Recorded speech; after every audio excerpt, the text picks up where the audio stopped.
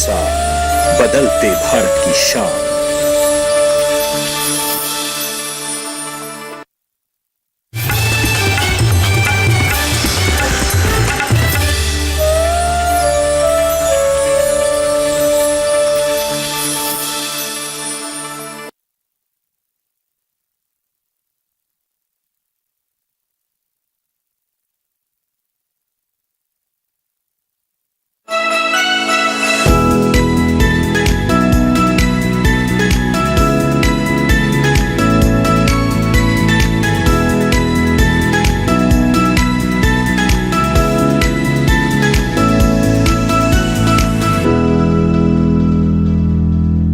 नमस्कार, आप देख रहे हैं दूरदर्शन किसान। मैं हूं मोनालिसा। स्वागत करती हूं आपके अपने कार्यक्रम कृषि दर्शन में। कोरोना महामारी के इस विकट परिस्थिति में भी हमारे अन्नदाता किसान खेतों में जी तोड़ मेहनत कर रहे हैं ताकि हमारी थाली तक भोजन पहुंच सके। ऐसे में किसानों को समर्पित कार्यक्रम कृषि दर्शन के जरिए हमारी यही कोशिश होती है कि किसानों के लिए जरूरी तमाम जानकारियां इस कार्यक्रम में हम उनके लिए समेट कर ला सके। ये जानकारियां आपको 3 सेगमेंट के जरिए दी जाती है: विज्ञान और किसान, कृषि स्टार्टअप और फार्मिंग इंडिया। आज इस कार्यक्रम में हम आपको सबसे पहले बताएंगे कि केला लिली की खेती से किसान किस तरह से लाभ कमा सकते हैं। मिलवाएंगे आपको एक सफल किसान देवेंद्र सिंह से। इसके अलावा बात होगी प्रधानमंत्री फसल बीमा योजना की, साथ ही जानकारी देंगे हम फसल बीमा ऐप के बारे में। तो आइए बिना देर किए हुए शुरू करते हैं आज का ये कार्यक्रम। आइए देखते हैं कृषि दर्शन कार्यक्रम में हमारा पहला सेगमेंट विज्ञान और किसान। हमारे देश में करीब 15,000 तरह के फूल पाए जाते हैं और पिछले कुछ सालों में तो कई और फूलों ने भी हमारे देश में दस्तक दे दी है और बाजार में इन फूलों की अच्छी खासी कीमत मिल जाती है। ऐसे में आधुनिक कृषि में विश्वास रखने वाले किसान इन फूलों को हाथों हाथ ले रहे हैं और इन्हें उगा रहे हैं। ऐसा ही एक फूल है केला लिली। आइए इसके बारे में जानते हैं विस्तार से।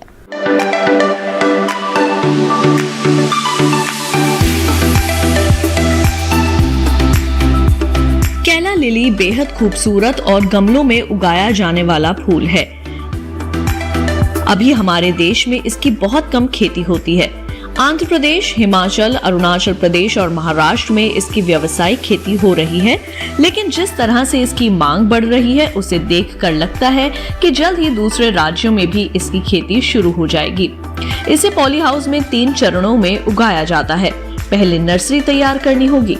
नर्सरी से तैयार पौध की रोपाई करेंगे। रोपाई के 9 महीने बाद कंद प्राप्त होंगे और फिर कंदों को गमलों में लगाकर फूल तैयार किए जाएंगे। केला लिली के बीजों को अंकुरित होने में ज्यादा समय लगता है और इसकी अंकुरण दर भी कम है, इसलिए ऊतक संवर्धन यानी टिश्यू कल्चर विधि से उगाना बेहतर माना जाता है।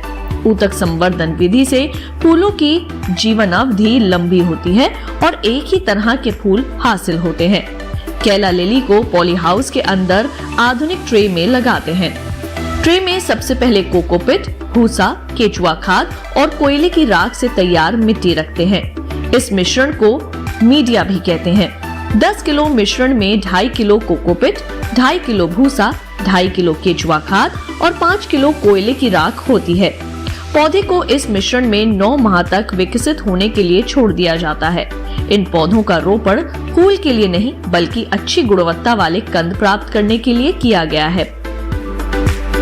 इस दौरान थ्रिप्स और एफिड जैसे कीटों के हमले का खतरा बना रहता है।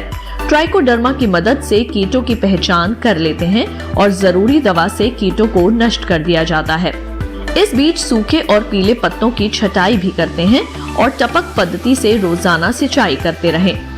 पौध को पानी के ठहराव से बचाना होगा वरना जड़ों में फफूंद लग सकती है। 9 माह बाद पौधों को जड़ सहित सावधानी के साथ उखाड़ लेंगे।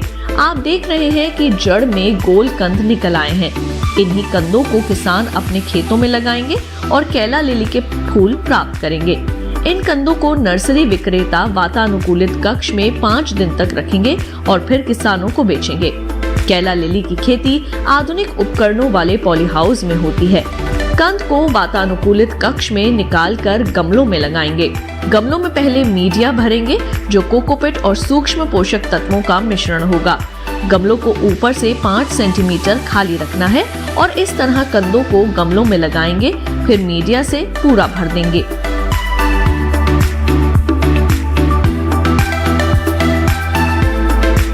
कंद रोपने के फौरन बाद सिंचाई कर दी जाएगी।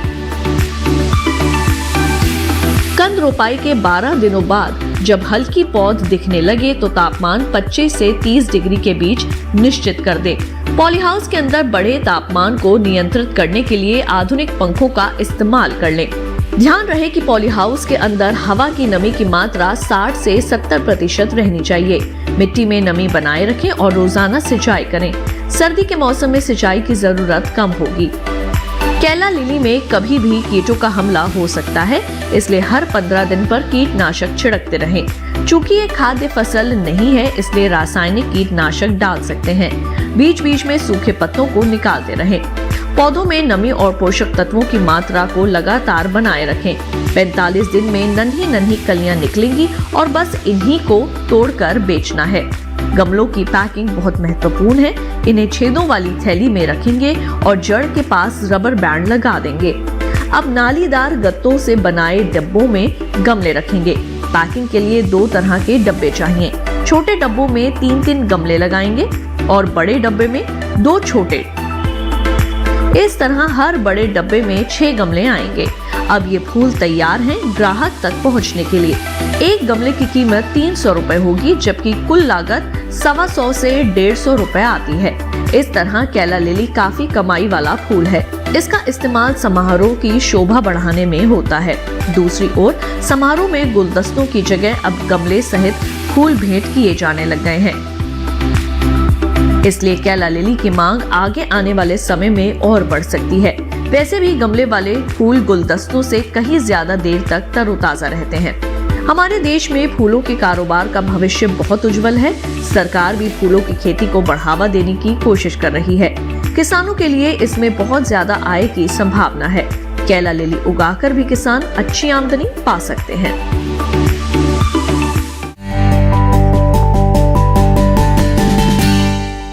तो भी आपने जाना कि किस तरह से केला लिली की खेती करके आप अच्छा खासा मुनाफा कमा सकते हैं। इसी के साथ कार्यक्रम कृषि दर्शन में वक्त हो गया है एक छोटे से ब्रेक का। ब्रेक के बाद आपको मिलवाएंगे एक सफल किसान से हमारे अगले सेगमेंट कृषि स्टार्टअप में। आप बने रहें दूरदर्शन किसान पर।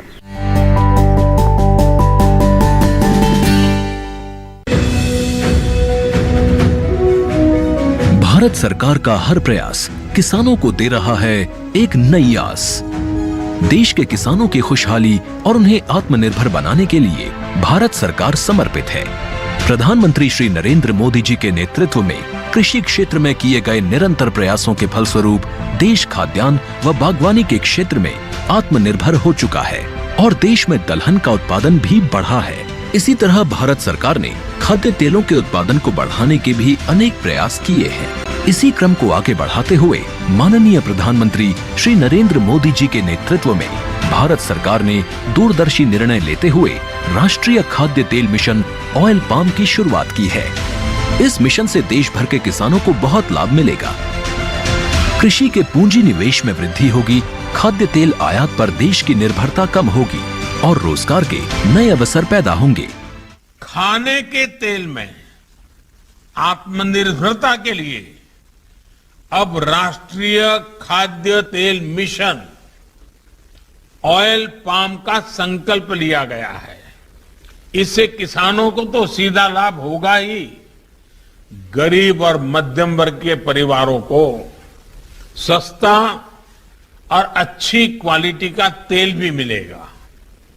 यही नहीं, ये मिशन बड़े स्तर पर रोजगार का निर्माण करेगा। इस मिशन के अंतर्गत ऑयल पाम का रकबा और पैदावार बढ़ाने पर जोर देने के लिए सरकार ने 11,000 करोड़ रुपए से अधिक की सहायता राशि निर्धारित की है।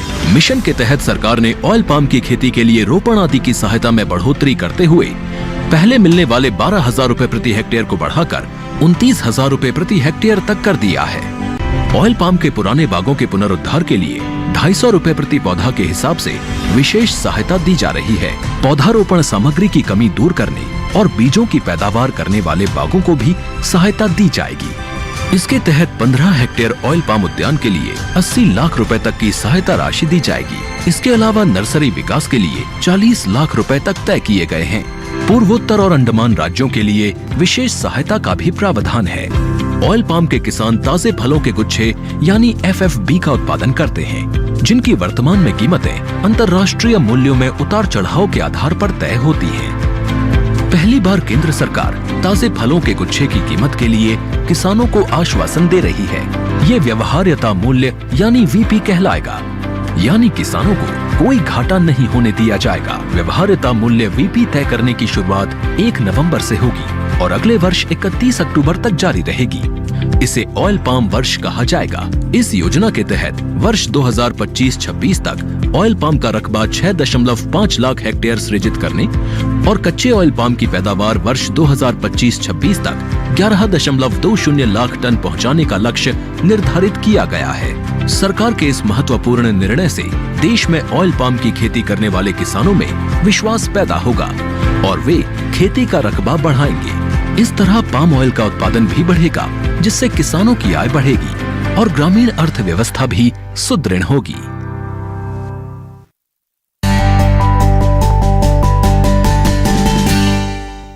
ब्रेक के बाद आप सभी का फिर से स्वागत है। आप देख रहे हैं कार्यक्रम कृषि दर्शन। आइए देखते हैं हमारा अगला सेगमेंट कृषि स्टार्टअप। कृषि के क्षेत्र में एक नया आयाम और अपनी नई पहचान बनाना कोई आसान काम नहीं है। इसके लिए कड़ी मेहनत के साथ ही कृषि में शोध की भी जरूरत पड़ती है। आज हम आपको मिलवाएंगे एक सफल किसान देवेंद्र सिंह से, जिन्होंने नई तकनीकों को अपनाया और सफलता हासिल की। तो आइए मिलते हैं इनसे और देखते हैं इनकी कामयाबी की दास्तान।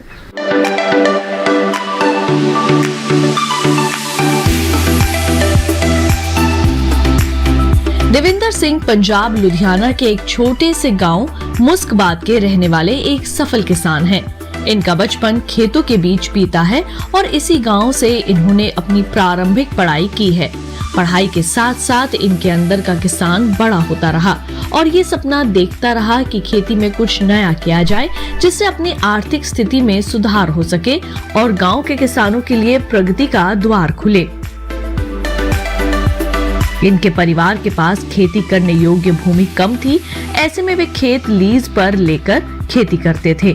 वे कृषि में कुछ नया करने के उद्देश्य से पंजाब कृषि विश्वविद्यालय जाया करते थे और कृषि वैज्ञानिकों से मुलाकात करते थे। इसके अलावा कृषि मेलों में भी शिरकत करते थे ताकि उन्हें कुछ नया सीखने को मिले। शुरुआत में देवेंद्र सिंह ने कम जगह में ही मिर्च की संकर किस्म की खेती की, जिससे इन्हें अच्छा मुनाफा मिला। इससे देवेंद्र को खेती में आगे बढ़ने का प्रोत्साहन मिला। देवेंद्र सिंह ने अब टमाटर, खीरा, मिर्च, शिमला मिर्च, लौकी और आलू की खेती करनी शुरू कर दी, जिसमें इन्हें सफलता मिली। देवेंद्र ने अपने खेत में ड्रिप सिंचाई करनी शुरू की। खेती में उनका ये प्रयोग भी सफल रहा। देवेंद्र के एक दोस्त ने उन्हें पॉली हाउस के बारे में बताया, जिससे देवेंद्र बिल्कुल अनजान थे। देवेंद्र के मित्र ने स्पेन में हो रहे पॉली हाउस के इस्तेमाल के बारे में देवेंद्र को जानकारी दी। साथ ही उन्हें स्पेन और इटली जाकर खेती के गुण सीखने की भी सलाह दी। मित्र की सलाह मानकर देवेंद्र स्पेन और इटली जाकर उन किसानों से मिले जो पॉली हाउस में खेती कर रहे थे। साथ ही देवेंद्र ने पॉली हाउस में खेती करने की गुणों को सीखा और समझा। वहां से आकर देवेंद्र ने 5 एकड़ क्षेत्र में पॉली हाउस बनाए और इसमें उन्हें बहुत फायदा हुआ। पैदावार तो बढ़ी ही, साथ ही फसलों को बाहर से होने वाले नुकसान से भी बचाया जा सका और फसलों को मौसम की मार भी नहीं झेलनी पड़ी। फलस्वरूप देवेंद्र सिंह को मुनाफा होने लगा। देवेंद्र सिंह ने राष्ट्रीय बागवानी मिशन और राष्ट्रीय कृषि विकास योजना की सहायता से नर्सरी घर बनाया। इन्होंने टमाटर और रंगीन शिमला मिर्च की खेती पॉली हाउस में की। इसमें उनके फसल की पैदावार और गुणवत्ता बहुत अच्छी रही। पैदावार के साथ साथ उपज को बाजार में बेचकर देवेंद्र सिंह ने अच्छी आमदनी अर्जित की। देवेंद्र सिंह आधुनिक तकनीक और वैज्ञानिक सोच के साथ खेती करते हैं। खुद को अपडेट रखने के लिए वे नियमित रूप से कृषि विज्ञान केंद्र समराला और पंजाब कृषि विश्वविद्यालय का दौरा करते रहते हैं। यहाँ पर वे अपने अनुभवों को साझा करते हैं, साथ ही नई नई तकनीकों को भी सीखते हैं। आधुनिक तकनीकों की जानकारी हासिल करने के लिए वे इटली और स्पेन का दौरा भी करते हैं। खुद तो खेती में नई तकनीकों का इस्तेमाल करते ही हैं, साथ ही गांव के अन्य किसानों को भी नई तकनीकों को अपनाने के लिए प्रोत्साहित भी करते रहते हैं। प्रगतिशील सब्जी उत्पादक देवेंद्र सिंह को स्थानीय किसानों से स्नेह तो मिला ही, साथ ही इन्हें कई पुरस्कारों से भी सम्मानित किया गया है।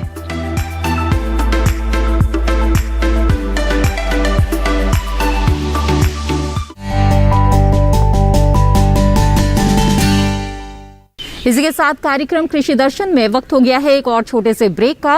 ब्रेक के बाद देखेंगे फार्मिंग इंडिया। आप बने रहें दूरदर्शन किसान पर।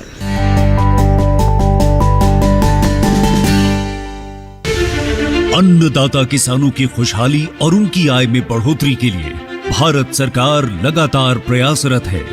माननीय प्रधानमंत्री श्री नरेंद्र मोदी जी के दूरदर्शी नेतृत्व में पिछले 7 वर्षों में खेती को आधुनिक और किसानों को आत्मनिर्भर बनाने के लिए कई निर्णय लिए गए हैं। छोटा किसान बने देश की शान, ये हमारा सपना है। देश के 80% से ज्यादा किसान ऐसे हैं जिनके पास 2 हेक्टेयर से भी कम जमीन है। अब देश में इन्हीं छोटे किसानों को ध्यान में रखते हुए कृषि सुधार किए जा रहे हैं, निर्णय लिए जा रहे हैं। प्रधानमंत्री किसान सम्मान निधि योजना की शुरुआत 24 फरवरी 2019 को माननीय प्रधानमंत्री श्री नरेंद्र मोदी जी के द्वारा की गई थी। पीएम किसान योजना का पूरा खर्च भारत सरकार वहन करती है। इसके तहत लाभार्थी किसानों को हर साल 6,000 रुपए की सम्मान राशि 2,000 रुपए की 3 समान किस्तों में सीधे उनके बैंक खातों में हस्तांतरित की जाती है।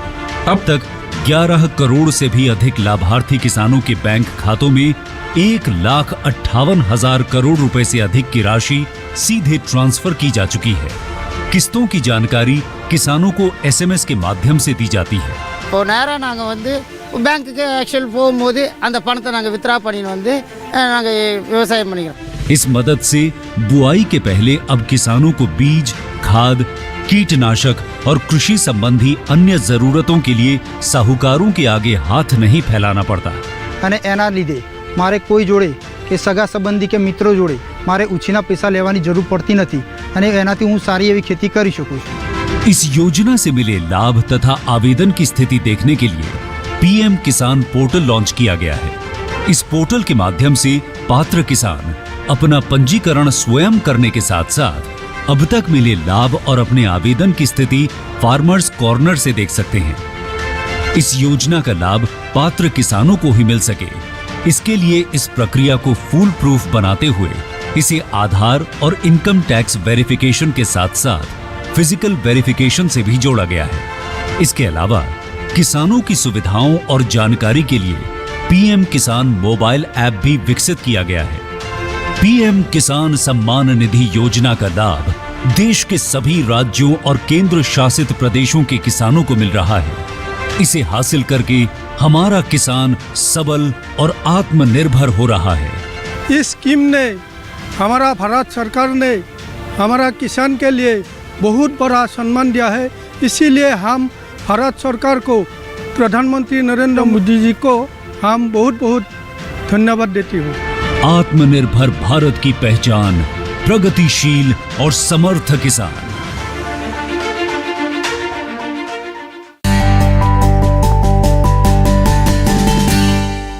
ब्रेक के बाद आप सभी का फिर से स्वागत है कार्यक्रम कृषि दर्शन में। आइए देखते हैं हमारा अगला सेगमेंट फार्मिंग इंडिया। किसानों को आत्मनिर्भर बनाने और उन्हें आर्थिक सहायता मुहैया कराने के लिए केंद्र सरकार की ओर से कई तरह की योजनाएं चलाई जा रही हैं। इन्हीं में से एक है साल 2016 से चलाई जा रही प्रधानमंत्री फसल बीमा योजना। ये योजना किसानों को उस समय आर्थिक राहत देती है जब किसी प्राकृतिक आपदा के कारण फसल का नुकसान हो जाता है और किसानों को आर्थिक संकट से जूझना पड़ता है। ये योजना किस तरह से किसानों के लिए लाभदायक साबित हो रही है, आइए जानते हैं इस रिपोर्ट के जरिए।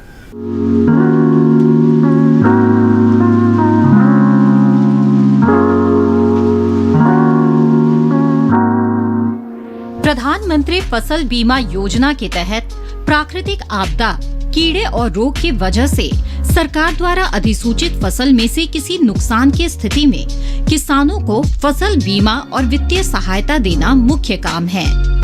इसके अलावा किसानों की खेती में रुचि बनाए रखने के प्रयास एवं उन्हें स्थायी आमदनी उपलब्ध कराना भी इस योजना का उद्देश्य है।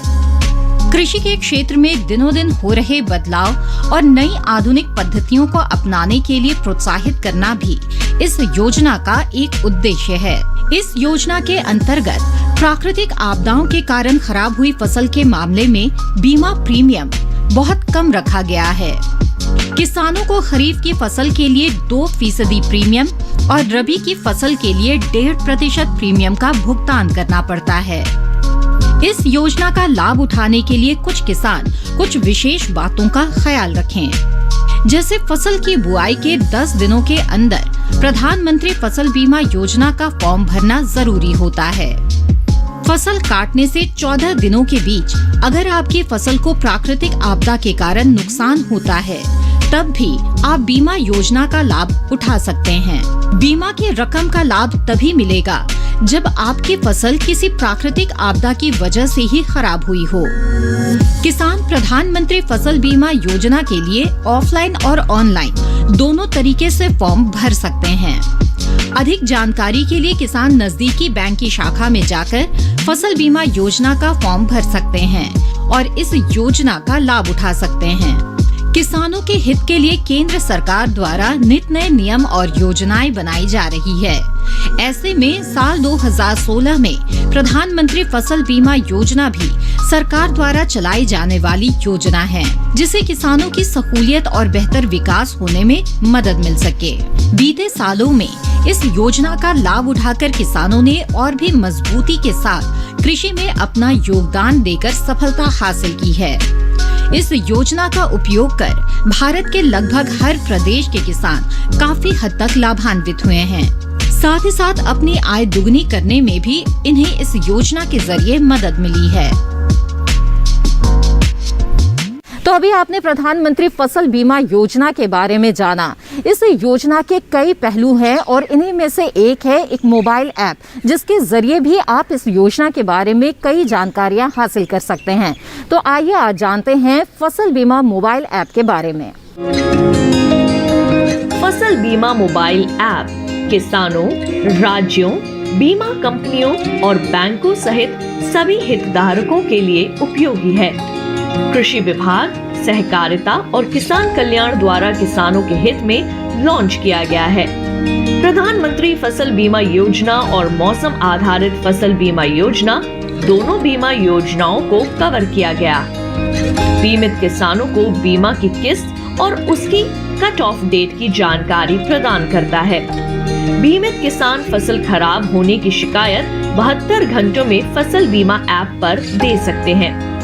बीमा के साथ साथ किसानों को ऋण और बैंकों के लिए एकीकरण की सुविधा भी प्रदान करता है। मोबाइल ऐप और वेब पर फसल की लोकेशन के जरिए बीमा कंपनी से संपर्क करके जानकारी प्राप्त कर सकते हैं। अधिक जानकारी के लिए प्रधानमंत्री फसल बीमा योजना की आधिकारिक वेबसाइट pmfby.gov.in पर जाएं। गूगल प्ले स्टोर से क्रॉप इंश्योरेंस यानी फसल बीमा मोबाइल ऐप डाउनलोड करें। कार्यक्रम कृषि दर्शन में आज जो जानकारियां दी गई हैं, अगर आपको वो पसंद आई और आप दूरदर्शन किसान के YouTube चैनल पर ये कार्यक्रम दोबारा देखना चाहते हैं, तो टीवी स्क्रीन पर दिखाए जा रहे QR कोड को स्कैन करें। इस कार्यक्रम से जुड़े अपने सुझाव आप हमें भेज सकते हैं। हमारा ईमेल आईडी है krishidarshandddk@gmail.com। आप हमें पत्र भी लिख सकते हैं। हमारा पता है कृषि दर्शन, कमरा number 59A, CPC Doordarshan Khelgaon, नई दिल्ली 110049। इसी के साथ कृषि दर्शन की आज की कड़ी में बस इतना ही। दीजिए इजाजत, नमस्कार।